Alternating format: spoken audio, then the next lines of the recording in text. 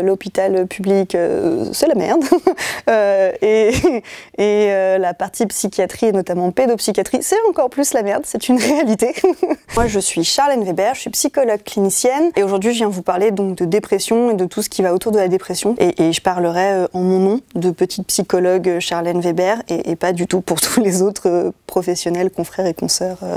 Je me permettrai pas d'avoir cette légitimité-là. La dépression, ça reste un sujet extrêmement tabou, mais je pense que c'est en lien avec notre histoire nous on vient d'un pays où je pense donc je suis, donc je devrais pouvoir avec un peu de volonté aller au-delà des problématiques, puis toute la scolarité a fait ça aussi hein. À l'école on n'a pas le droit de dire non, on n'a pas le droit de dire qu'on va pas bien, on n'a pas le droit de dire qu'on veut pas, il faut qu'on avance, ce qui fait que je pense que pouvoir montrer un peu de vulnérabilité et dire en fait ça va pas, en fait j'ai un peu des idées noires, en fait je me culpabilise et je me dévalorise, c'est pas toujours bien entendu et c'est pas toujours bien vu dans notre société actuelle.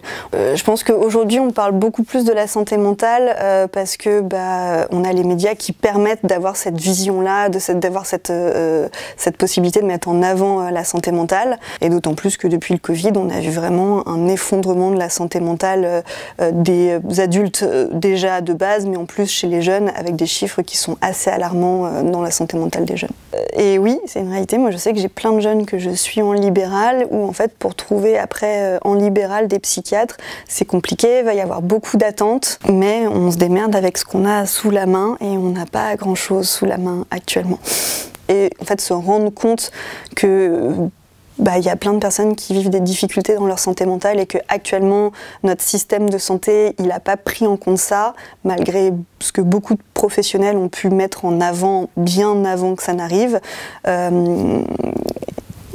C'est un peu frustrant en tant que soignant, parce que notre but c'est quand même de soigner les gens, de se dire merde, on essaye de faire les choses bien et en fait on n'est pas assez, ou on n'a pas assez de moyens, ou voilà. C'est frustrant.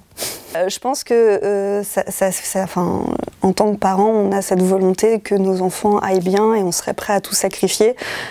Pour autant, en fait, être aidant, c'est aussi prendre soin de soi. Si déjà soi-même, on est plus à l'aise, plus apaisé, ça sera beaucoup plus facile de prendre soin des autres. Moi, j'aimerais bien mettre la main sur l'épaule de tous les jeunes en fait, qui traversent des trucs pas faciles et se dire on n'est pas tout seul, on peut collaborer, on va y arriver. Donc, si jamais la santé mentale vous intéresse, vous pouvez tout à fait aller voir les documentaires SOS Jeunesse en détresse et Sœurs qui sont sur France.tv.